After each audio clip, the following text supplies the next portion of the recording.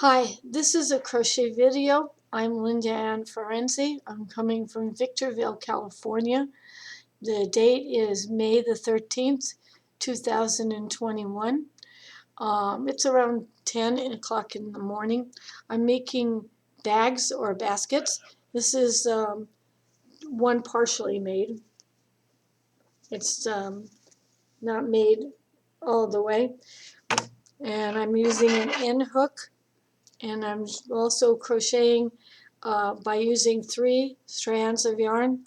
I put 3 strands together, roll them into a ball.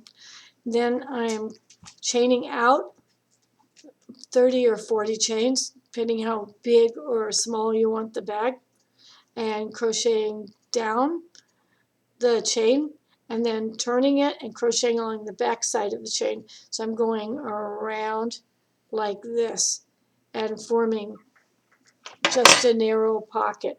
I'm not adding any extra stitches to the end, but I put like 1 or 2 to help the turn. And it just keeps going around and around. I've said I'm using an end hook. It's this one, it's the copper colored one. And I'll show you some bags that are done. This is one bag. And you can see I put a label on it. You can get those labels at Joann's Michaels or Holly Hobby. They just stitch on, so you'll need a blunt needle. That's one bag. Here's another bag. Okay, 1 or 2 are slightly larger. As far as the loose little ends that are concerned that stick out like that, they're just cut off.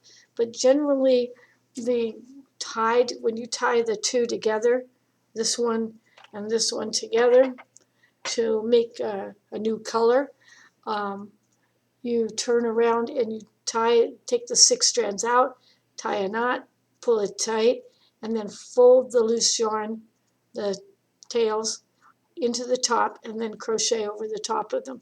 If you have any sticking out like this one does, then you just cut them off. And basically that's all I've been doing this beginning of summer.